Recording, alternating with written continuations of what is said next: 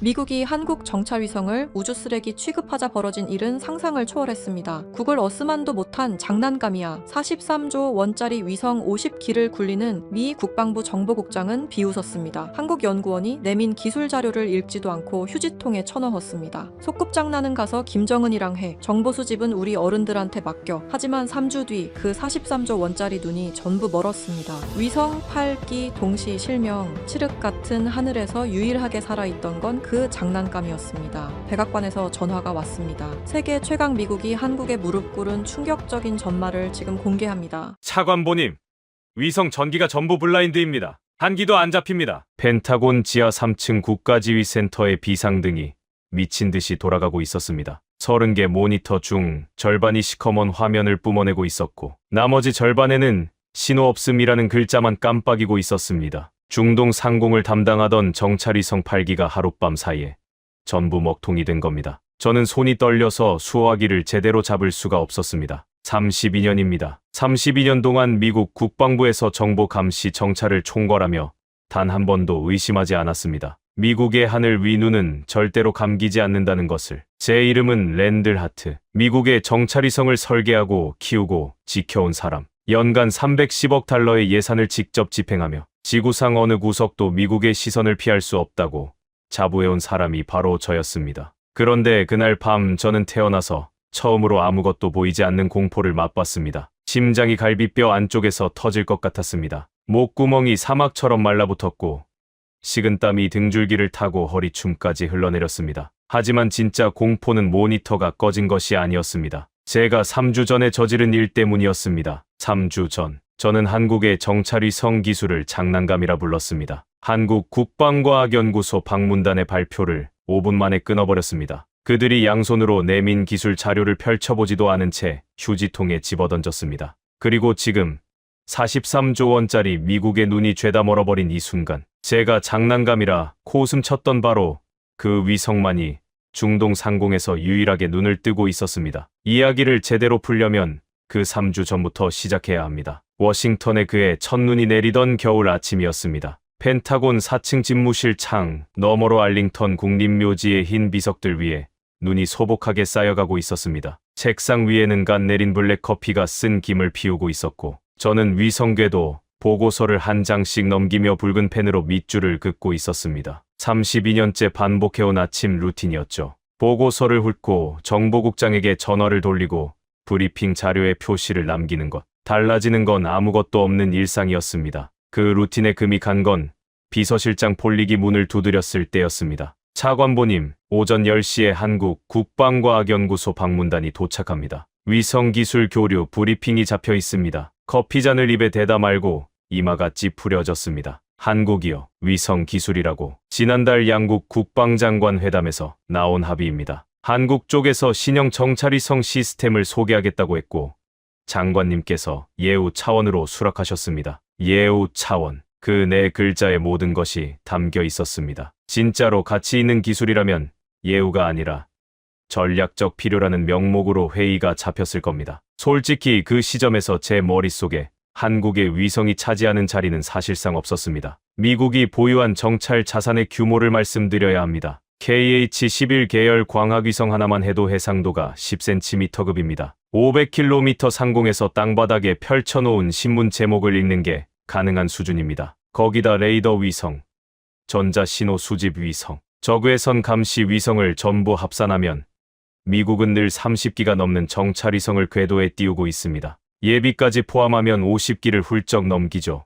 연간 예산만 310억 달러, 한화로 43조 원이 넘습니다. 그에 비해 한국은 어땠습니까? 공개 기준으로 해상도 50cm짜리 위성을 고작 몇 기 돌리는 수준이었습니다. 우리 눈에는 구글 지도 위성 사진 보는 것과 크게 다를 바 없었죠. 세계 헤비급 타이틀 보유자한테 동네 체육관 아마추어가 스파링을 신청한 격이었습니다. 체급부터가 달랐습니다. 그래서 10시 회의실 문을 열고 들어갈 때 제 마음속에는 기대가 아니라 짜증이 있었습니다. 중동 정세가 시시각각 돌아가는 판국의 한국 위성 구경에 시간을 빼앗긴다니. 시간 낭비라는 생각뿐이었습니다. 펜타곤 4층 특별 브리핑실은 30석 규모의 회의실이었습니다. 정면 벽에 대형 스크린이 걸려 있고 양옆으로 동맹국 국기가 도열해 있었습니다. 미국 쪽에서는 저를 포함해 정보국장 카터 블레인, 우주사령부 연락장교, 정보국 분석관 등 12명이 자리를 잡았습니다. 한국 쪽은 7명, 수석연구원을 앞세워 위성 개발팀 엔지니어들이 깔끔한 양복에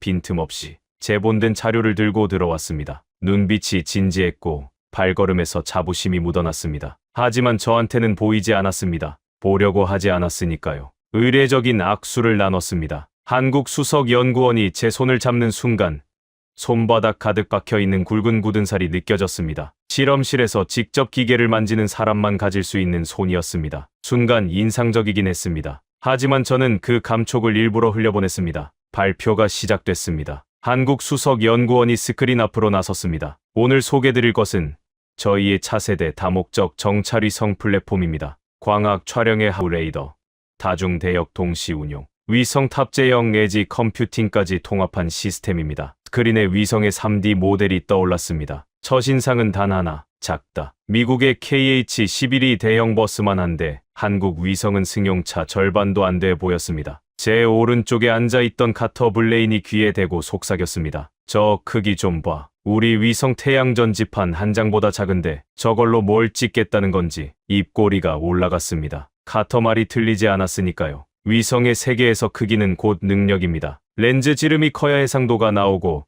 태양 전지판이 넓어야 전력이 버티고 연료 탱크가 커야 수명이 깁니다. 물리 법칙이 그렇게 되어 있습니다. 한국 수석연구원이 슬라이드를 넘겼습니다. 저희 시스템의 핵심은 크기가 아닙니다. 두뇌입니다. 위성 안에 고성능 인공지능 프로세서를 심어서 촬영과 동시에 실시간 분석을 수행한다는 설명이었습니다. 종래의 위성이 사진을 찍어 지상에 내려보내고 분석관들이 며칠을 들여다보는 방식이라면 자기네 위성은 궤도 위에서 스스로 판단을 완료하고 지상에는 가공이 끝난 보고서만 전송한다는 겁니다. 흥미로운 이야기였습니다. 하지만 귀에 들어오지 않았습니다. 이미 결론은 나 있었습니다. 5분이 지나자 제 손이 올라갔습니다. 잠깐, 여기서 끊겠습니다. 공기가 순식간에 얼어붙었습니다. 한국 수석연구원이 리모컨을 쥔 제 동작을 멈추고 저를 바라봤습니다. 고맙습니다. 인상적인 발표입니다. 일어서며 말했습니다. 입에서는 정중한 말이 나갔지만 제 눈은 정중함과 거리가 멀었다는 걸 스스로 알고 있었습니다. 솔직히 여쭙겠습니다. 정찰위성에서 가장 중요한 지표는 해상도입니다. 여러분 위성의 공식 해상도가 몇 쯤입니까? 한국 수석연구원이 잠시 숨을 고르더니 대답했습니다. 현재 운용기체 기준 50cm입니다. 다만 차세대 플랫폼은 15cm까지 확보했고 레이더 모드에서는 해상도라는 단일 잣대로 재단할 수 없는 정보를 제공합니다. 15cm. 코웃음이 저절로 나왔습니다. 이번에는 참지 않았습니다. 15cm라. 우리는 10cm입니다. 차세대는 5cm 밑을 목표로 하고 있고요. 이 숫자 차이가 뭘 의미하는지 이 자리에서 설명이 필요한 분은 없겠지만 한마디만 보태자면 약간 더 선명한 사진이 찍힌다. 그런 수준의 차이가 아닙니다. 완전히 다른 세계입니다. 한국 수석연구원의 얼굴이 굳어졌습니다. 하지만 목소리는 흔들리지 않았습니다. 차관보님, 해상도가 핵심 지표인 건 맞습니다. 그러나 유일한 지표는 아닙니다. 오늘 저희가 보여드리고자 하는 것은 악천후 환경에서의 투과 관측 능력과 실시간 처리 기술입니다. 날씨가 무너지면 광학위성은 사실상 장님이 됩니다. 하지만 저희 시스템은 그 말이 끝나기 전에 잘랐습니다. 됐습니다. 충분히 들었습니다. 손바닥을 아래로 눌러 보이며 의자에 다시 등을 붙였습니다. 그리고 옆자리의 카터에게 고개를 돌렸습니다. 카터, 의견 있으면. 카터 블레인은 기다렸다는 듯이 몸을 앞으로 뺐습니다. 입가에 싸늘한 웃음을 띤 채 한국 쪽을 느릿하게 훑었습니다. 하나만 물어보죠. 현재 궤도에 올려놓은 여러분 위성이 총 몇 기입니까? 한국 쪽 엔지니어가 대답했습니다. 5기입니다. 카터가 천천히 고개를 끄덕였습니다. 목소리에서 경멸을 숨기려는 노력 따위는 보이지 않았습니다. 5기. 우리는 항시 30기 이상을 굴립니다. 예비 기체까지 합치면 50기가 넘어요. 위성 정찰이라는 건 시스템입니다. 1기, 2기 띄운다고 되는 일이 아닙니다. 5기로 지구를 감시하겠다고요. 카터가 한 박자 끊었습니다. 그리고 쐐기를 박듯 말했습니다. 그건 장난감입니다. 아주 멋진 장난감이에요. 그건 인정합니다. 하지만 장난감은 장난감이죠. 장난감. 그 두 글자가 브리핑실 벽을 타고 울렸습니다. 한국 쪽 7명의 얼굴이 동시에 돌처럼 변했습니다. 처음 악수할 때 느꼈던 그 두꺼운 굳은 살, 그 손이 테이블 밑에서 주먹을 움켜쥐는 게 보였습니다. 하지만 수석 연구원은 입을 열지 않았습니다. 아무 말도. 시계를 봤습니다. 회의 시작 12분. 저는 일어서며 마무리했습니다. 여러분의 기술 발전에 경의를 표합니다. 다만 현 시점에서 미국 정찰 네트워크의 한국 위성 데이터를 연결할 실익은 보이지 않습니다. 장비 등급이 맞지 않으면 시스템에 물려봤자 잡음만 늘어나니까요. 그때 한국 수석 연구원이 입을 열었습니다. 목소리가 낮았습니다. 하지만 한 글자 한 글자가 못을 박듯 또렷했습니다. 차관보님, 하늘이 맑은 날에는 누구든 볼 수 있습니다. 진짜 눈에 값어치는 아무것도 보이지 않는 날에 매겨지는 겁니다. 그날이 오면 생각이 달라지실 겁니다. 흘려들었습니다. 아무것도 안 보이는 날이라니. 43조 원짜리 시스템이 못 보는 것을 5기짜리 위성이 본다고요. 코미디도 이런 코미디가 없었습니다. 한국 방문단은 한마디 말도 없이 자료를 챙겨서 회의실을 빠져나갔습니다. 마지막으로 문을 나서는 수석 연구원의 등이 유난히 곧았습니다. 분노를 통째로 삼키고 있다는 것이 척추 라인에 다 드러나 있었습니다. 하지만 저는 아무런 감흥이 없었습니다. 카터가 어깨를 치며 웃었습니다. 랜들, 깔끔하게 정리했어. 솔직히 장관이 이 미팅을 잡은 것 자체가 시간 낭비였지. 한국 위성 이미지를 우리 군사 네트워크에 넣으면 품질만 떨어져. 구글 어스 수준짜리 사진을 보안 등급 시스템에 끼워 넣을 수는 없잖아. 저도 웃었습니다. 카터의 판단이 100% 맞다고 믿었으니까요. 그 믿음이 3주 뒤에 제가 됩니다. 하지만 그때의 저는 꿈에도 몰랐습니다. 제가 읽지도 않고 버린 기술 자료가 얼마나 무시무시한 것이었는지. 제가 장난감이라 조롱한 그 작은 위성이 머지않아 미국의 목줄을 거머쥐게 되리라는 것을. 그날 저녁 알링턴 자택으로 돌아와 와인 한 잔을 기울이며 한국 방문단 따위는 머릿속에서 깨끗이 지웠습니다. 그리고 3주가 흘렀습니다. 새벽 3시. 침대 옆 빨간 전화기가 시뻘건 빛을 내뿜으며 울부짖기 시작했습니다. 이 전화기가 울린다는 건 한 가지를 뜻합니다. 국가 비상사태. 차관보님, 중동 상황이 급변했습니다. 즉시 펜타곤으로 출도하십시오. 전용 차량이 대기하고 있었습니다. 자택에서 펜타곤까지 7분. 뒷좌석에서 건네받은 보안 태블릿의 보고서를 여는 순간 관자놀이가 욱신거리기 시작했습니다. 적국 핵시설에서 대규모 활동이 포착됐다. 지하 벙커에서 미사일 이동 징후, 핵탄두 장착 가능성 보고. 그런데 정확한 위치도 규모도 확인 불가. 이유는 하나, 우리 위성이 아무것도 보지 못하고 있었기 때문입니다. 그때까지만 해도 일시적 장애겠거니 했습니다. 310억 달러짜리가 한꺼번에 무너질 리 없다고. 그 확신을 품고 펜타곤 지하 3층으로 내려갔습니다. 철문이 열린 순간 두 다리에서 힘이 빠져나갔습니다. 지옥이 따로 없었습니다. 국가지휘센터 안에 발을 들여놓는 순간 눈앞에 펼쳐진 광경은 전쟁터 그 자체였습니다. 벽면을 가득 채운 30개의 대형 모니터 중 절반이 시커먼 화면을 토해내고 있었고 나머지에는 신호 없음이라는 흰 글자만 깜빡이고 있었습니다. 형광등 불빛 아래 50명이 넘는 분석관과 장교들의 얼굴이 하나같이 핏기가 빠져 있었고 키보드를 두들기는 소리와 다급한 통화 소리가 뒤엉켜 공간을 메우고 있었습니다. 카터 블레인이 저를 발견하자마자 달려왔습니다. 3주 전 한국 위성을 장난감이라 비웃던 그 느긋한 얼굴이 온데간데 없었습니다. 넥타이가 한쪽으로 풀어져 있었고 눈 밑에는 검푸른 그림자가 내려앉아 있었습니다. 랜들, 최악이야. 카터의 목소리가 갈라져 있었습니다. KH-11 3기가 전자전 공격에 당했어. 적국이 러시아제 크라수와 전자전 장비를 가동했는데 우리 위성 주파수를 정확하게 조준하고 있어. 센서가 포화 상태야. 이건 우리 주파수 정보가 새어나갔다는 뜻이야. 나머지 5기는 그게 더 문제야. 설상가상으로 50년 만에 초대형 모래 폭풍이 중동 전역을 덮쳤어. 광학위성 5기 전부 렌즈 보호 모드로 전환됐어. 억지로 렌즈를 열면 모래 입자의 코팅이 벗겨져서 수십억 달러짜리 위성이 우주 쓰레기가 돼. 심장이 철렁 가라앉았습니다. 전자전 공격으로 3기, 모래 폭풍으로 5기, 합쳐서 8기가 동시에 실명한 겁니다. 이스라엘은 오펙 위성도 마찬가지야. 광학은 모래 폭풍에 접었고 전자전 대응 능력은 우리보다 더 약해. 완전히 블라인드 상태. 서방 진영의 하늘 위 눈이 통째로 꺼져버린 겁니다. 미국 8기,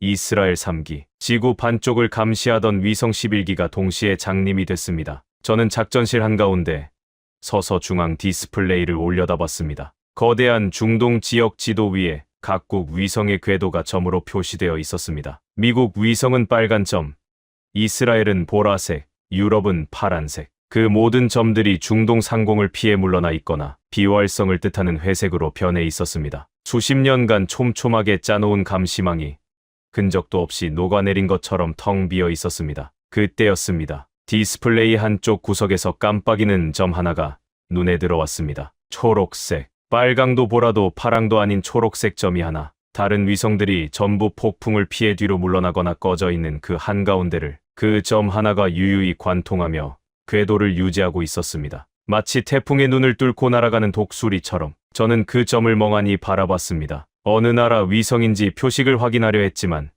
축소된 지도에서는 읽히지 않았습니다. 카터, 저 초록색 점은 뭐지? 카터가 고개를 돌려 디스플레이를 봤습니다. 그리고 코웃음을 쳤습니다. 아, 그거 한국 위성이야. 레이더 모드로 돌아가는 것 같은데 이 기상 조건에서 레이더를 켜봤자 노이즈 덩어리밖에 안 잡혀. 배터리만 낭비하는 거지. 한국 애들이 저걸로 뭘 보겠어. 한국 위성. 그 단어를 듣는 순간 3주 전 브리핑실에서 한국 수석 연구원이 남긴 마지막 한마디가 갑자기 뇌리를 관통했습니다. 하늘이 맑은 날에는 누구든 볼 수 있습니다. 진짜 눈에 값어치는 아무것도 보이지 않는 날에 매겨지는 겁니다. 등골이 서늘해졌습니다. 그가 이걸 예견한 건 아니겠지. 우연이겠지. 하지만 저 초록색 점은 분명히 살아 있었습니다. 43조 원을 쏟아부은 미국의 눈이 죄다 감긴 이 칠흑 같은 밤에 한반도에서 날아온 작은 위성 하나만이 홀로 깨어서 세상을 내려다보고 있었습니다. 저는 디스플레이에서 눈을 뗄 수가 없었습니다. 빨강과 회색으로 뒤덮인 지도 위에서 그 초록빛 한 점이 느리게 홀을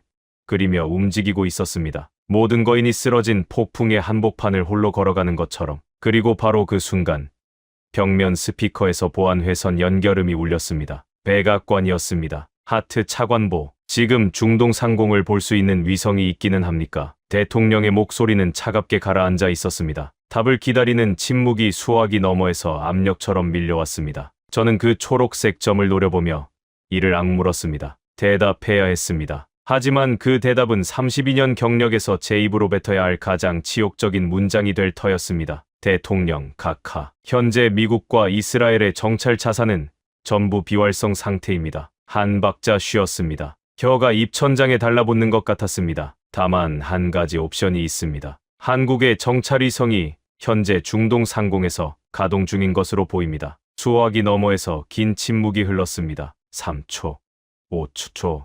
한국 위성이라고. 대통령의 목소리에 당혹감과 불신이 가득 차 있었습니다. 이도 아닙니다. 세계 최강 미국의 정보 수장이 한국에 손을 벌려야 한다니. 이건 미국 정보 역사에서 전례가 없는 굴욕이었습니다. 즉시 한국에 연락하세요. 지금 당장. 전화가 끊겼습니다. 수화기를 내려놓고 눈을 감았습니다. 연락해야 할 곳이 어디인지 알고 있었습니다. 3주 전 제가 발표를 5분 만에 끊어버린 곳. 장난감이라는 소리를 퍼부은 곳. 기술 자료를 읽지도 않고 휴지통에 쳐넣은 그 사람들에게 이제 무릎을 꿇고 제발 도와달라고 빌어야 하는 겁니다. 자존심이 갈기갈기 찢어지는 소리가 귓속에서 울렸습니다. 하지만 선택의 여지가 없었습니다. 적국의 핵미사일이 장착되고 있는 이 순간에도 시계는 멈추지 않았고 우리에게는 눈이 없었습니다. 저 초록색 점을 빌려오지 않으면 수만 명의 미군이 증발할 수도 있었습니다. 떨리는 손가락으로 보안 회선 다이얼을 돌렸습니다. 신호음이 울릴 때마다 3주 전 제가 뱉은 단어 하나가 메아리 쳤습니다. 장난감.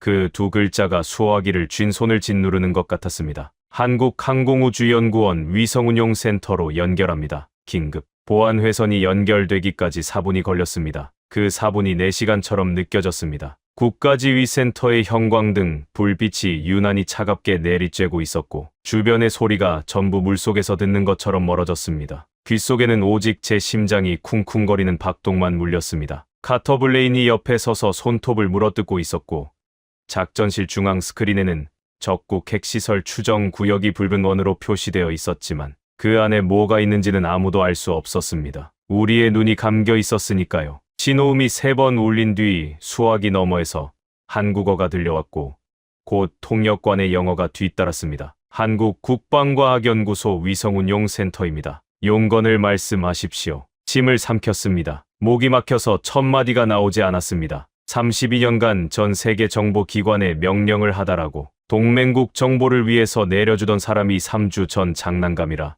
조롱한 상대에게 살려달라고 말해야 하는 겁니다. 미국 국방부 차관보 랜들 하트입니다. 한국 측 정찰위성 운용 책임자와 긴급 통화를 요청합니다. 잠시 기다려 주십시오. 1분, 2분. 벽면 모니터 위에서 적국 핵시설을 나타내는 붉은 원이 심장처럼 규칙적으로 깜빡이고 있었습니다. 그 깜빡임이 카운트다운처럼 느껴졌습니다. 그리고 수화기 너머로 차분한 목소리가 흘러나왔습니다. 한국어 억양이 섞인 영어였지만 발음은 칼날처럼 또렷했습니다. 하트 차관보님, 오랜만입니다. 3주 전 펜타곤에서 뵀었죠. 심장이 쿵 내려앉았습니다. 3주 전 제가 5분 만에 발표를 잘라버렸던 바로 그 수석 연구원이었습니다. 장난감이라는 말이 쏟아질 때 주먹을 꽉 쥐고 말없이 돌아서던 바로 그 사람, 배경 박사. 목소리에서 감정을 읽을 수 없었습니다. 분노인지 비웃음인지 아니면 그냥 업무적인 것인지 그 무표정한 평온이 오히려 가슴을 더 깊숙이 파고들었습니다.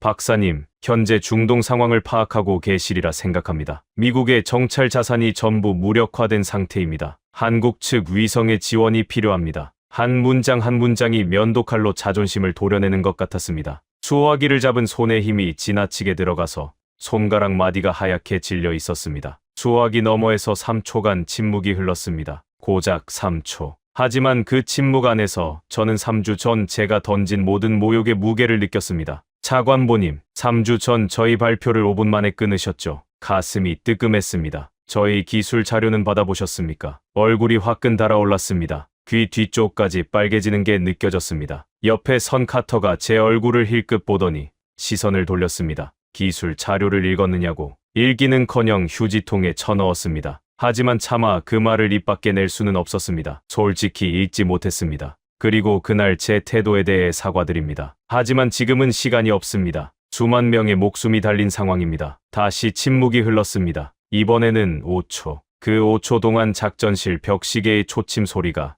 관자놀이를 때리는 것처럼 크게 들렸습니다. 한 가지만 확인하겠습니다. 윤태경 박사의 목소리가 다시 울렸습니다. 이번에 저희 데이터는 보조 참고용이 아니라 주력으로 쓰이는 겁니까? 3주 전처럼 구글 어스 수준이라고 밀어내시지는 않으실 겁니까? 그 질문이 전곡을 찔렀습니다. 3주 전 카터 블레인이 한국 위성을 구글 어스 수준이라 조롱했던 것을 저쪽에서 한 글자도 빠뜨리지 않고 기억하고 있었습니다. 이를 악물었습니다. 자존심 따위를 내세울 순간이 아니었습니다. 주력으로 활용하겠습니다. 미국 정부가 공식 요청하는 겁니다. 수화기 너머에서 뭔가가 바뀌었습니다. 미세하게, 아주 미세하게 목소리에 온기가 실렸습니다. 알겠습니다. 지금 이 순간에도 저희 위성은 중동 상공을 주시하고 있습니다. 30분 뒤 첫 번째 데이터를 보내드리겠습니다. 숨을 내쉬려는 찰나 윤 박사가 덧붙였습니다. 차관보님, 한 가지만 말씀드리겠습니다. 뭡니까? 데이터를 받으시면 놀라실 겁니다. 하지만 이번에는 5분 만에 끊지 마십시오.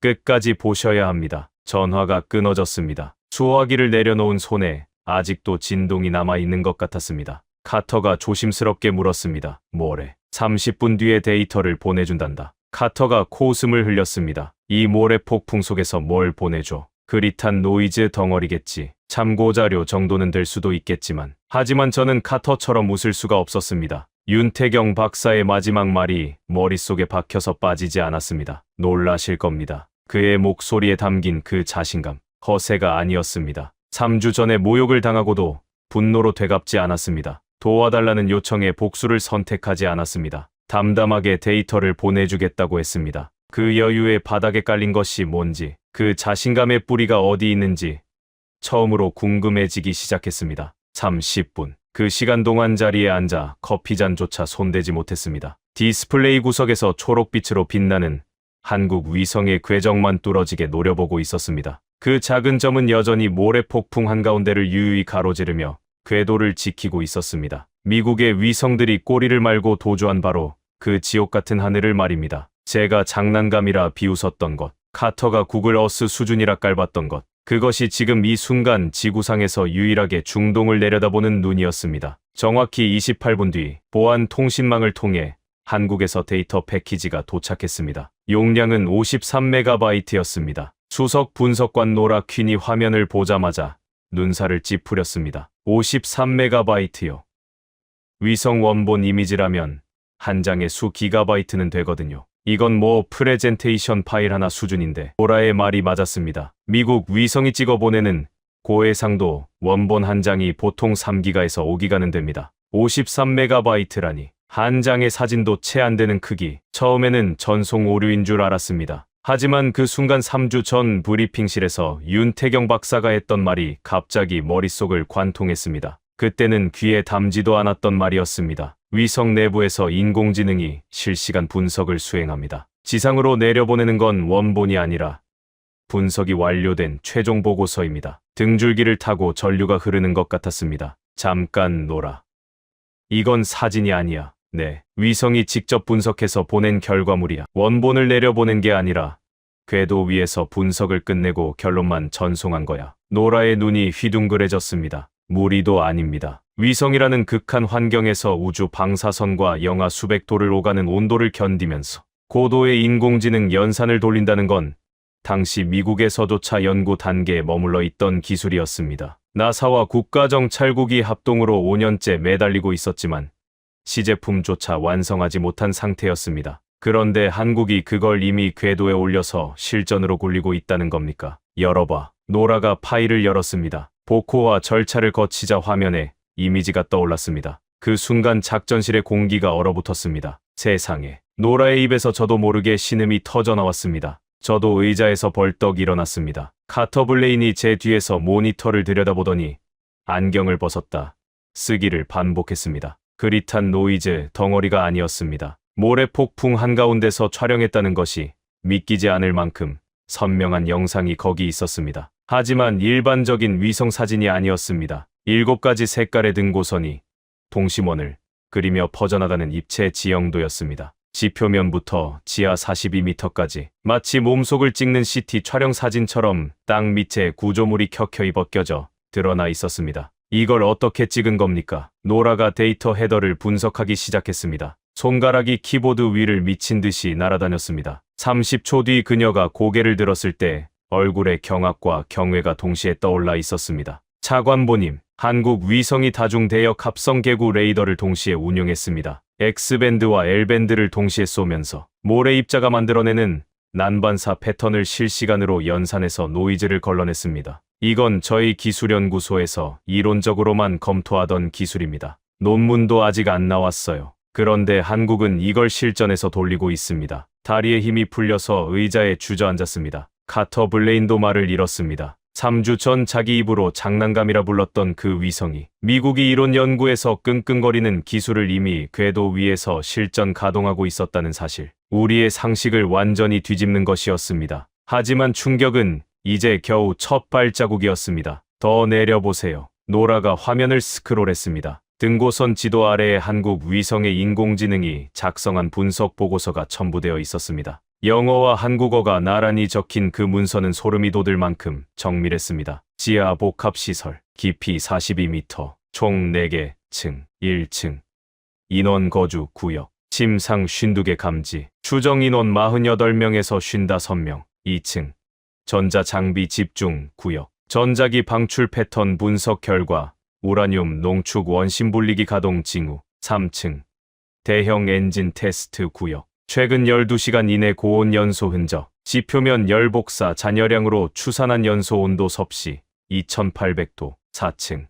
차폐 강화 구역, 이중 콘크리트 차폐벽, 방사선 차폐 구조 확인, 핵물질 저장소 추정, 신뢰도 98.7%. 보고서를 읽는 동안 손이 떨려서 마우스를 잡을 수가 없었습니다. 이건 위성 사진이 아니었습니다. 이것은 완벽한 작전 보고서였습니다. 미국의 분석관 200명이 밤을 새워도 사흘은 걸릴 수준의 보고서를 한국 위성 하나가 궤도를 도는 몇 분 만에 완성해서 내려보낸 겁니다. 잠깐만요. 아래에 뭔가 더 있습니다. 노라가 스크롤을 더 내리자 색깔이 다른 데이터 블록이 하나 나타났습니다. 열어보니 기괴한 파형 그래프가 펼쳐졌습니다. 이건 뭐지? 지표면 변이 데이터입니다. 한국 위성이 같은 지점을 2번 통과하면서 간섭계 레이더로 촬영한 겁니다. 첫 번째 통과와 두 번째 통과 사이에 지표면이 0.3mm 가라앉았습니다. 0.3mm.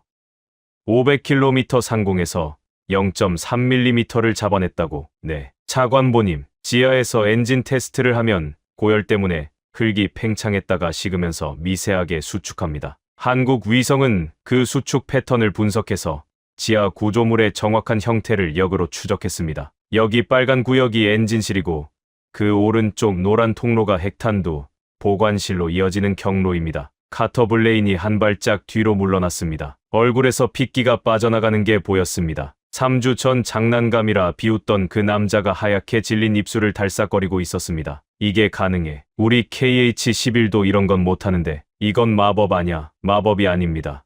블레인 국장님. 노라가 차분하게 대답했습니다. 하지만 그녀의 눈에도 경탄이 가득했습니다. 한국은 하드웨어의 크기로 승부를 걸지 않았습니다. 소프트웨어와 인공지능으로 물리적 한계를 돌파한 겁니다. 우리가 렌즈를 키우고 위성 덩치를 불리는데 집중하는 동안 한국은 위성에게 두뇌를 심었습니다. 생각하는 위성을 만든 겁니다. 그 순간 3주 전의 기억이 비수처럼 꽂혔습니다. 윤태경 박사가 발표 첫 슬라이드에서 한 말. 저희 시스템의 핵심은 크기가 아닙니다. 두뇌입니다. 그때 저는 코웃음으로 넘겼습니다. 하지만 지금 눈앞의 데이터가 그 말이 허풍이 아니었음을 처절하게 증명하고 있었습니다. 53MB 프레젠테이션 파일 하나 크기, 그 안에 미국의 정보기관 전체가 사흘 밤을 새워도 만들지 못할 분석이 빈틈없이 압축되어 있었습니다. 한국은 크기로 싸우지 않았습니다. 두뇌로 싸웠습니다. 그리고 이기고 있었습니다. 첫 번째 데이터 패키지가 도착한 지 2시간도 안 돼서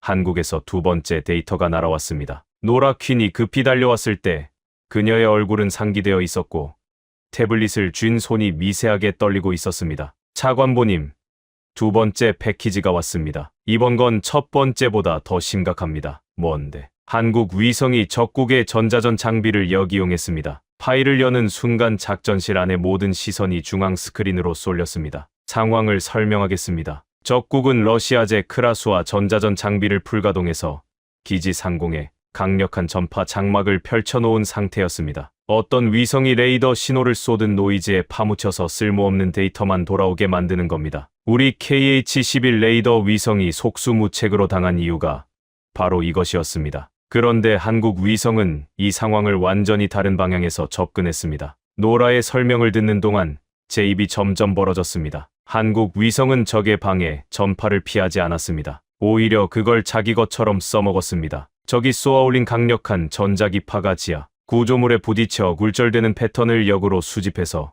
구조물의 형태를 더욱 정밀하게 읽어낸 겁니다. 비유를 들자면 이렇습니다. 같이 어두운 방에서 적이 손전등을 켰습니다. 보통이라면 그 빛에 눈이 부셔서 아무것도 못 봅니다. 하지만 한국 위성은 그 빛을 피하는 대신 빛이 벽과 가구에 부딪혀 만들어내는 그림자를 읽었습니다. 적의 손전등으로 적의 집 구조를 파악한 겁니다. 적이 방해하면 할수록 더 잘 보인다는 겁니까? 맞습니다. 크라수아가 강하게 전파를 쏘면 쏠수록 한국 위성의 인공지능은 그 전파가 지하 구조물에 부딪히며 만들어내는 미세한 굴절을 더 많이 수집할 수 있었습니다. 적은 자기 손으로 자기 기지의 설계도를 한국 쪽에 넘겨준 격이 된 겁니다. 카터 블레인이 벽에 등을 기댄 채 천장을 올려다봤습니다. 입술이 파르르 떨리고 있었습니다. 우리가 수십 년간 전자전 대응 기술을 개발해왔어. 방해 전파를 차단하고 주파수를 바꾸고 출력을 높이는 방식으로. 그런데 한국은 아예 발상을 뒤집었어. 방해 전파를 정보 수집 도구로 바꿔버리다니. 이건 우리가 생각조차 해본 적 없는 건데. 카터의 목소리에서 3주 전에 오만함은 흔적도 없었습니다.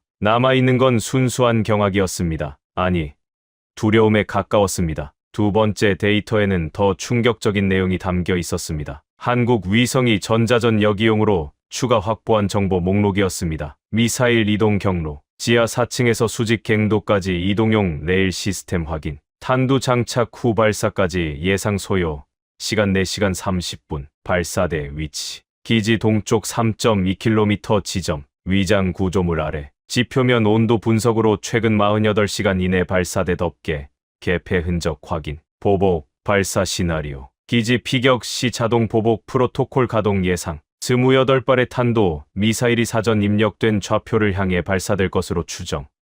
목표, 좌표 3곳 식별 완료. 한국 위성은 적이 공격받았을 때 보복으로 쏘아올릴 미사일의 숫자와 목표, 지점까지 미리 계산해 놓은 겁니다. 단순한 정보 수집이 아니었습니다. 이것은 완벽한 전쟁 시나리오였습니다. 한국은 우리에게 칼을 건네면서 동시에 그 칼을 휘두를 때 벌어질 모든 반작용까지 산출해서 함께 넘겨준 것이었습니다. 노라. 이 데이터의 신뢰도는 한국 측이 자체 교차 검증을 거쳤습니다. 2번의 궤도 통과 데이터를 간섭계 방식으로 대조했고 전자전역이용 데이터와 합성개구 레이더 데이터를 삼각 검증했습니다. 종합 신뢰도 97.3%, 97.3%. 미국 정보기관의 분석 평균 신뢰도가 보통 85에서 90% 사이입니다. 한국 위성 하나가 우리 시스템 전체보다 높은 정확도의 데이터를 쏟아내고 있었습니다. 이쯤 되자 분노도 수치심도 더는 느껴지지 않았습니다. 등골을 타고 흐르는 건 순수한 전율이었습니다. 한국이라는 나라가 무서웠습니다.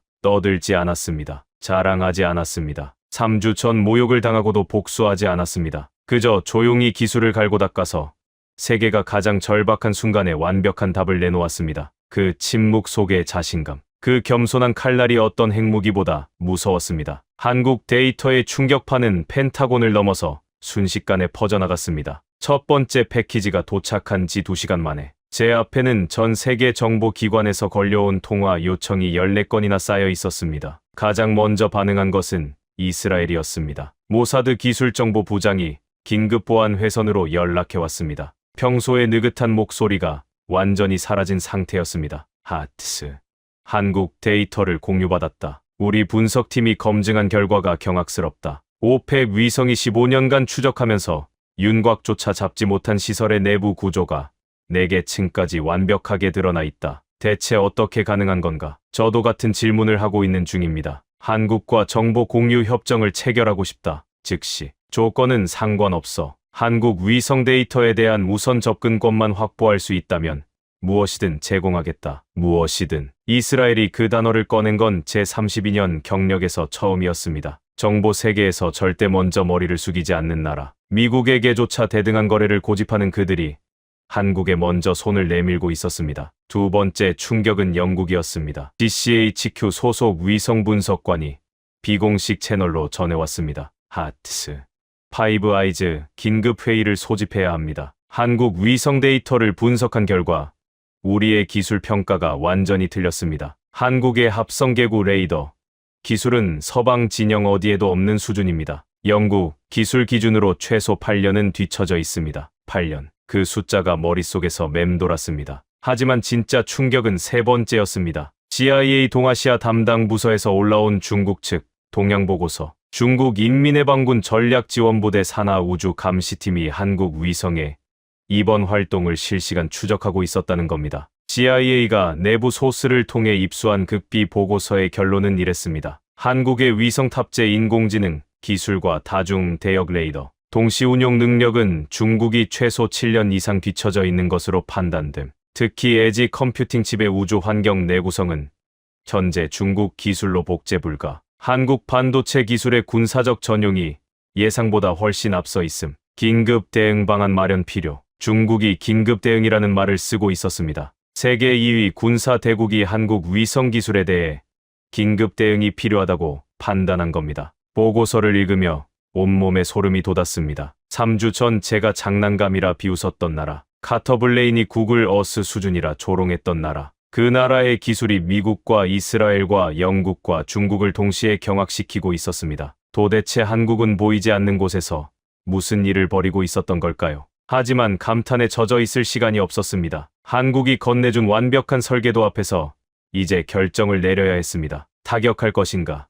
말 것인가? 타격한다면 28발의 보복 미사일을 어떻게 막을 것인가? 데이터가 도착한 지 4시간 뒤 백악관에서 긴급 고회의가 소집되었습니다. 펜타곤에서 백악관까지 차로 15분. 뒷좌석에서 한국이 보내온 데이터를 세 번째 펼쳐봤습니다. 읽을 때마다 새로운 디테일이 눈에 들어왔습니다. 한국의 인공지능이 작성한 보고서는 마치 살아있는 문서처럼 볼 때마다 더 깊은 층위를 드러냈습니다. 백악관 지하 상황실에 도착했을 때 안은 이미 팽팽한 긴장으로 꽉 차 있었습니다. 대통령을 중심으로 국무장관, 국방장관, 합참의장, CIA 국장, NSA 국장이 원탁에 앉아 있었습니다. 벽면 대형 스크린에는 한국이 보내온 무지개색 등고선 지도가 떠 있었고 방 안의 공기는 무겁고 건조했습니다. 누군가 타놓은 커피에 쓴 향이 코를 찔렀습니다. 하트 차관보, 브리핑하세요. 대통령의 명령에 일어섰습니다. 다리가 미세하게 떨렸지만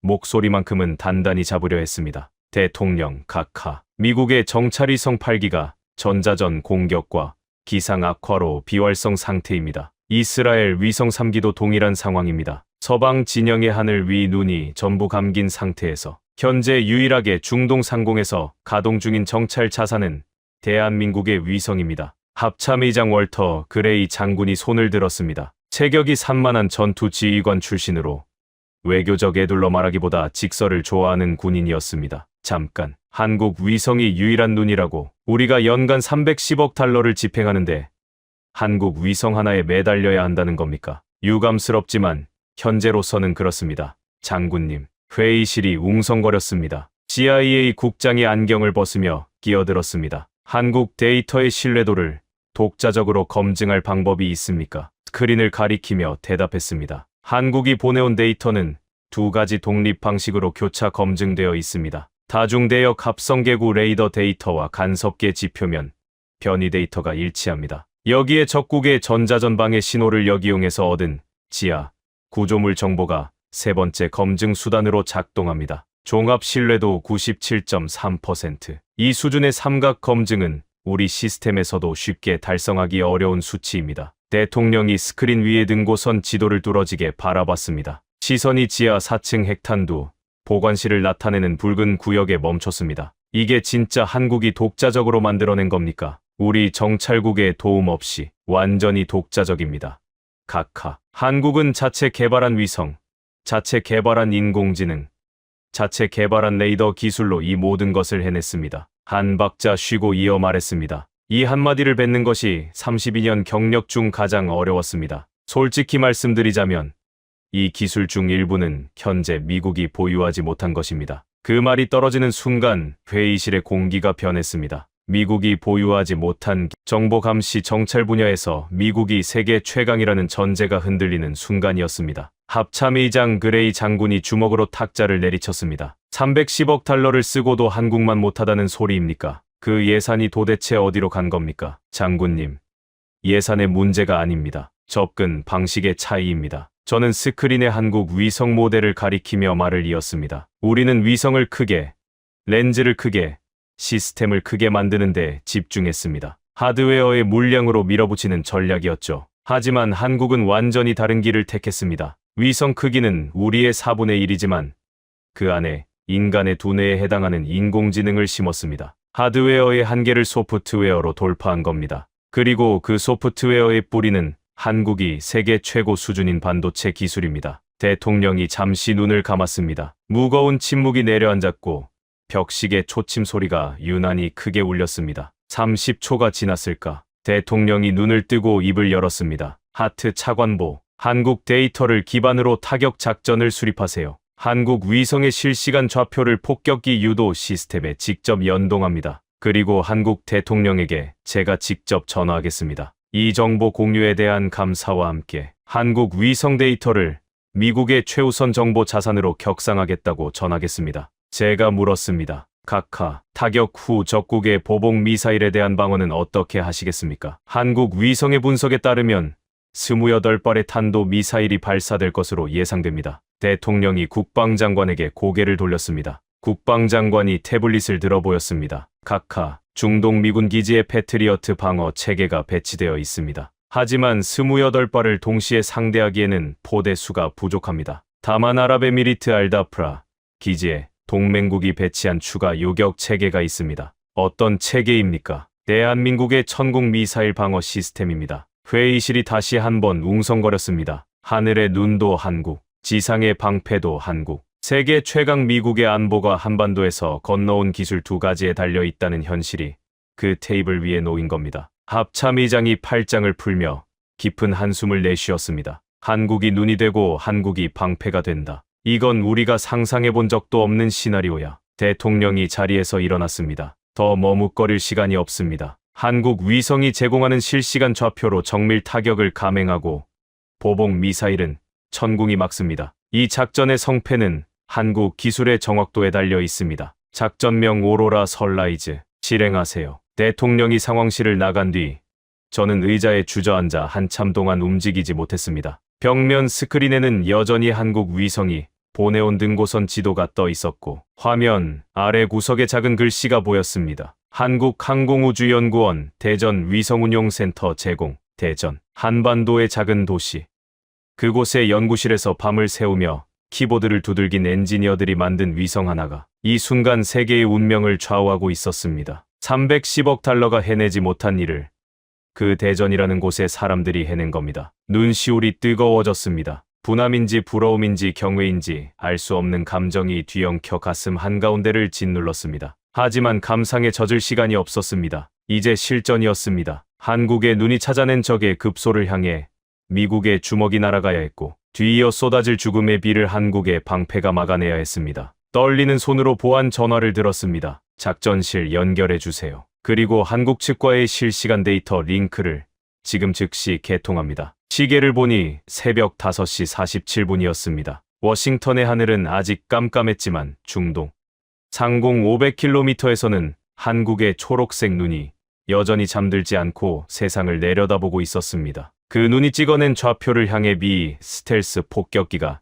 이미 항로를 잡고 있었습니다. 세계에서 가장 정밀한 눈과 세계에서 가장 강력한 주먹의 조합. 그 핵심이 한국이라는 사실이 이 밤의 가장 놀라운 반전이었습니다. 비 스텔스 폭격기 편대가 목표 상공에 도달한 것은 중동 현지 시각 새벽 4시 12분이었습니다. 펜타곤 국가지휘센터의 대형 스크린에 폭격기 항로가 실시간으로 표시되고 있었고 그 옆 화면에는 한국 위성이 초 단위로 갱신하는 목표 지역의 열감지 데이터가 동시에 흘러가고 있었습니다. 한국 위성이 보내온 타격 좌표는 소름이 끼칠 정도로 구체적이었습니다. 단순히 여기를 때려라가 아니었습니다. 지하 42m 3층 엔진실 북동쪽 모서리 0.3mm 지표면 수축이 가장 크게 관측된 지점 콘크리트 차폐벽의 구조적 취약점이 집중된 반경 2.4m 이내 그곳을 정확히 관통하면 연쇄 폭발이 핵탄두 보관실의 차폐벽까지 무너뜨린다는 시뮬레이션 결과까지 첨부되어 있었습니다. 50여 명의 분석관과 장교들이 가득 찬 작전실 한가운데 서서 스크린을 올려다봤습니다. 손에는 대통령에게서 전달받은 최종 타격 승인서가 들려 있었습니다. 타격 개시. 제 명령과 동시에 폭격기의 폭탄창이 열렸습니다. GBU 57 벙커버스터. 무게 14,000kg짜리 지하 관통탄 2발이 사막을 향해 낙하하기 시작했습니다. 한국 위성이 실시간으로 좌표를 수정하며 폭탄의 낙하 궤적을 보정하고 있었습니다. 바람 속도, 기압 변화, 모래폭풍이 만들어낸 공기 밀도 차이까지 전부 계산해서 0.1초 단위로 미세한 궤적 조정 데이터를 쏘아보냈습니다. 500km 상공의 위성이 지상을 향해 떨어지는 폭탄에게 길을 알려주고 있었습니다. 전례 없는 한미연합 정밀 타격이었습니다. 착탄까지 15초. 노라 퀸이 카운트를 시작했습니다. 작전실 전체가 숨을 멈췄습니다. 50명이 넘는 사람들이 동시에 입을 다무니 에어컨, 바람 소리와 서버의 윙거리는 소음만이 텅 빈 것처럼 공간을 채웠습니다. 10초. 양손이 주먹을 쥐고 있었습니다. 손톱이 손바닥에 파고드는 통증이 느껴졌지만 손을 펼 수가 없었습니다. 9점, 8점, 7점. 심장이 갈비뼈 안에서 터질 것 같았습니다. 6점, 5점, 4점, 3점, 2점, 1점. 착탄. 스크린의 열감지 데이터가 순간적으로 하얗게 번졌습니다. 지진감지 센서가 리히터 규모 3.8의 진동을 포착했습니다. 한국 위성은 착탄 순간에도 눈을 감지 않았습니다. 폭발의 열기가 가라앉기도 전에 합성. 개구 레이더를 가동해서 지하 구조물의 파괴 정도를 실시간으로 분석하기 시작했습니다. 3초 뒤 한국 측에서 즉각 보고가 올라왔습니다. 1차 관통탄 목표 직격. 지하 3층 엔진실 관통 확인. 2차 관통탄 지하 4층 차폐벽 붕괴. 핵탄두 보관 구역 연쇄 폭발 진행 중. 5차 0.8m. 0.8m. 500km 상공의 위성이 찍어준 좌표로 투하한 폭탄이 수십 미터. 땅속을 뚫고 들어가서도 목표물에서 고작 0.8m밖에 벗어나지 않았다는 뜻입니다. 한국 위성 좌표의 정확도가 그만큼 완벽했다는 증거였습니다. 작전실에서 환호가 터져 나오려는 바로 그 순간이었습니다. 노라가 비명에 가까운 목소리로 외쳤습니다. 보복 발사 감지. 탄도미사일 28발 발사, 방위 245도에서 270도, 예상 도달 시간 3분 50초, 한국 위성이 예측한 그대로였습니다. 적국이 피격되자마자 자동 보복 프로토콜이 작동해서 사전 입력된 좌표를 향해 28발의 탄도 미사일이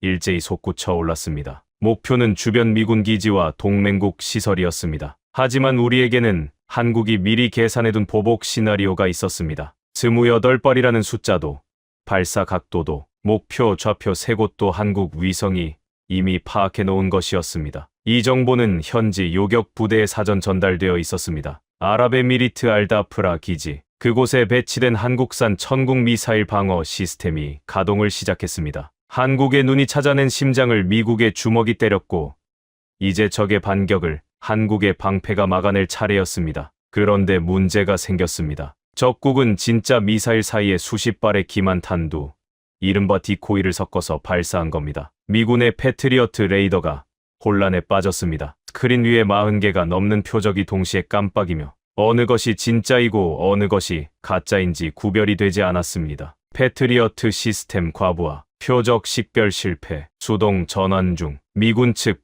보고가 떨리는 목소리로 전해졌습니다. 가슴이 철렁 가라앉았습니다. 3분 50초 중 이미 1분이 흘러가고 있었습니다. 남은 시간 2분 50초. 바로 그 순간 천궁 시스템의 사격 통제 컴퓨터가 다른 반응을 보이기 시작했습니다. 천궁은 한국 위성과 실시간으로 연동되어 있었습니다. 위성이 사전에 파악해둔 적의 발사대 위치, 미사일 발사 각도, 탄도의 예상 질량 데이터가 천궁의 인공지능에 이미 들어가 있었습니다. 비행 중 실탄도와 디코이 사이에 나타나는 질량 차이와 궤적 편차를 위성 데이터와 대조해서 순식간에 걸러냈습니다. 천궁 시스템 표적 식별 완료. 실탄두 28발 분리, 디코이 17발 제외. 전 포대 일제 사격 준비 완료. 발사. 중동의 밤하늘이 대낮처럼 하얗게 밝아졌습니다. 천궁 미사일이 콜드 론칭 방식으로 발사대에서 수직으로 툭 튀어오른 뒤 공중에서 엔진이 점화되며 무시무시한 각도로 꺾여 적의 탄도를 향해 돌진했습니다. 스크린에 표시된 궤적이 밤하늘의 칼날을 그은 것 같았습니다. 히트 2킬. 천궁은 폭약이 아니라 초속수 킬로미터의 운동 에너지로 적 탄두를 직접 들이받아 부수는 방식이었습니다. 150kg의 금속 덩어리가 마하 5를 넘는 속도로 돌진할 때 발생하는 충격은 소형 폭탄과 맞먹습니다. 한 번 명중, 두 번 명중, 세 번 명중. 노라가 보고를 읽었습니다. 4번, 5번, 6번. 연쇄적으로 명중 보고가 밀려 들어왔습니다. 스크린 위에서 적의 미사일을 나타내는 붉은 점들이 하나씩 꺼져갔습니다. 15번 명중, 16번, 17번. 모든 시선이 화면에 고정되어 있었습니다. 아무도 입을 열지 않았습니다. 25번, 26번, 27번. 마지막 하나가 남았습니다. 28번째 미사일은 다른 것들과 달랐습니다. 최종 단계에서 궤적을 비틀며 기동 변환을 시도했습니다. 요격을 피하려는 마지막 발악이었습니다. 3초간 정적이 흘렀습니다. 그 3초가 3년처럼 느껴졌습니다. 작전실 안에 50명이 전부 숨을 삼킨 채 스크린 한 점을 노려보고 있었습니다. 그리고 마침내 28번 명중, 전탄 요격 완료, 방어선 돌파 제로. 작전실이 터졌습니다. 함성도 울음도 탄식도 뒤섞인 폭발이었습니다. 누군가 박수를 쳤고 누군가는 고개를 숙이고 기도를 했습니다. 카터블레인이 벽에 등을 기대더니 천천히 바닥에 주저앉았습니다. 그의 눈가가 젖어 있었습니다. 3주 전 장난감이라 비웃던 그 남자가 소리 없이 눈물을 흘리고 있었습니다. 28발 전탄 미국의 패트리어트가 표적 식별조차 하지 못한 상황에서 한국의 천궁이 단독으로 해낸 겁니다. 하늘에서는 한국의 눈이 적의 모든 것을 낱낱이 읽었고 지상에서는 한국의 방패가 죽음의 비를 완벽하게 걷어냈습니다. 눈도 한국이었습니다. 패도 한국이었습니다. 작전이 끝난 뒤 저는 텅 빈 회의 테이블 앞에 한참을 앉아 있었습니다. 워싱턴 하늘에 여명이 밝아오고 있었지만 제 마음속에는 아직 폭풍이 몰아치고 있었습니다. 3주 전에 제 모습이 떠올랐습니다. 윤태경 박사의 발표를 5분 만에 끊어버리던 제 얼굴. 장난감이라는 말을 아무렇지도 않게 내뱉던 제 입. 기술 자료를 펼쳐보지도 않고 휴지통에 집어던지던 제 손. 그 하나하나가 비수가 되어 가슴팍을 찔러왔습니다. 그날 오후 대통령의 지시로 한국 측과 화상회의가 잡혔습니다. 화면 너머에 윤태경 박사가 앉아 있었습니다. 표정은 여전히 차분했습니다. 승리의 기쁨도 복수의 쾌감도 익히지 않았습니다. 그저 담담했습니다. 그 담담함이 오히려 가슴을 더 깊이 파고들었습니다. 박사님, 사과드려야 합니다. 목소리가 갈라졌습니다. 32년간 미국 국방부에서 근무하면서 타국에 사과한 적은 단 한 번도 없었습니다. 하지만 이건 하지 않으면 안 되는 사과였습니다. 3주 전 제가 여러분의 기술을 장난감이라 불렀습니다. 발표를 잘라버렸습니다. 기술 자료를 읽지도 않았습니다. 무지에서 비롯된 오만이었습니다. 숨을 한 번 고르고 이어 말했습니다. 지난 24시간 동안 저는 32년 경력에서 가장 큰 교훈을 얻었습니다. 한국의 기술이 미국을 구했습니다. 수만 명의 미군과 동맹국 시민의 목숨을 구했습니다. 진심으로 감사드립니다. 그리고 진심으로 사과드립니다. 화면 너머에서 윤태경 박사가 미소를 지었습니다. 처음 보는 표정이었습니다.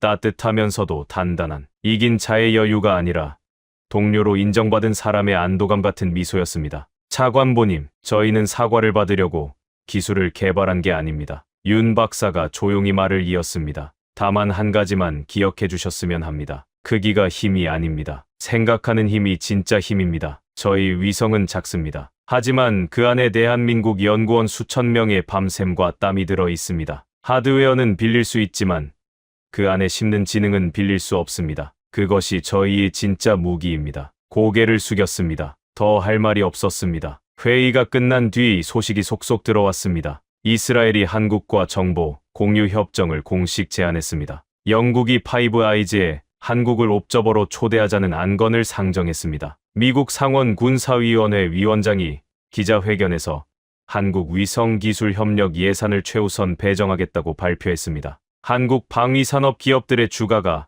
하루 만에 15% 급등했습니다. 세계가 한국을 다시 보기 시작한 겁니다. 하지만 제가 가장 전율한 것은 따로 있었습니다. 한국 외교부 대변인이 외신 기자들의 질문에 남긴 단 한 줄의 답변이었습니다. 확인해 드릴 수 없습니다. 대한민국은 국제 평화와 안보를 위해 최선을 다하고 있을 뿐입니다. 긍정도 부정도 하지 않는 차가운 한 문장. 자랑하지 않았습니다. 떠벌리지 않았습니다. 세계를 구해놓고도 묵묵히 고개만 끄덕이는 그 절제된 침묵. 그것이 진짜 강자의 모습이었습니다. 만약 그들이 우리가 해냈다고 목소리를 높였다면 오히려 덜 무서웠을 겁니다. 하지만 한국은 아무 말도 하지 않았습니다. 마치 다음에도 필요하면 또 해주겠다는 무언의 약속처럼, 아니 다음은 당신들 차례일 수도 있다는 조용한 경고처럼. 그날 밤 집으로 돌아오는 길에 차를 세웠습니다. 알링턴의 겨울 밤하늘이 맑았습니다. 수천 개의 별이 촘촘하게 빛나고 있었고 그 별들 사이 어딘가에 한국의 위성이 묵묵히 지구를 돌고 있을 것이었습니다. 눈에 보이지 않는 그 작은 존재가 오늘 수만 명의 생명을 구했습니다. 310억 달러의 거인이 실패한 일을 그 작은 존재가 해냈습니다. 그제야 윤태경 박사가 3주 전 마지막으로 남긴 말의 진짜 뜻을 깨달았습니다. 하늘이 맑은 날에는 누구든 볼 수 있습니다. 진짜 눈에 값어치는 아무것도 보이지 않는 날에 매겨지는 겁니다. 그가 옳았습니다. 하늘이 맑을 때 10억 달러의 미국 위성은 화려했습니다. 누구보다 선명하게, 누구보다 넓게 세상을 내려다봤습니다. 하지만 폭풍이 몰아치고 적이 눈을 가리는 순간 그 거대한 시스템은 무너졌습니다. 반면 한국의 작은 위성은 폭풍 속에서도 눈을 감지 않았습니다. 적의 방해마저 무기로 바꿔버렸습니다. 모래 폭풍이 장애물이 아니라 배경 소음이 되게 만들었습니다. 하드웨어의 크기가 아니라 소프트웨어의 지혜로 이루어낸 것이었습니다. 대한민국, 한반도의 작은 땅.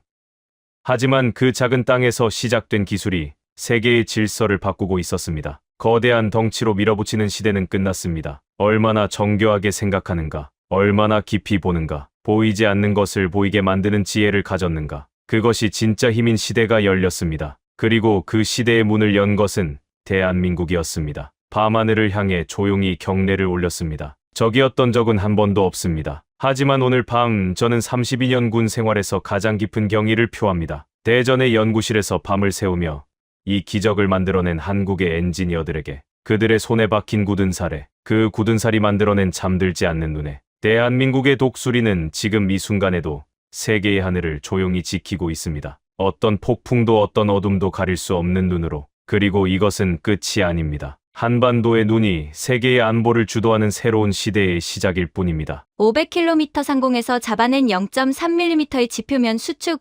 53MB 안에 압축된 완벽한 작전 보고서, 28발의 죽음의 비를 단 한 발도 놓치지 않은 완벽한 방패.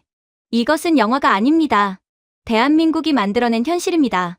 반도체나 만드는 나라라고 무시당하던 때가 있었습니다.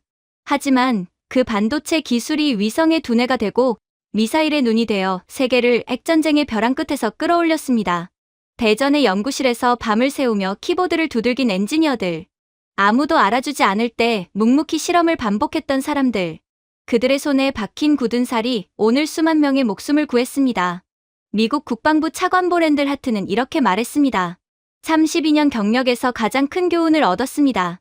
한국의 기술이 미국을 구했습니다. 지금까지 미국 국방부 고위 간부가 경험한 충격적인 이야기를 전해드렸습니다. 대한민국의 기술이 세계를 지키고 있다는 사실. 더 많은 분들이 알 수 있도록 이 이야기를 널리 공유해주세요. 가슴이 뜨거워지셨다면 댓글에 딱 한 문장만 남겨주십시오. 수고하셨습니다 라고요. 구독과 좋아요도 잊지 말아주시고요. 작은 관심이 큰 자부심을 만듭니다. 감사합니다.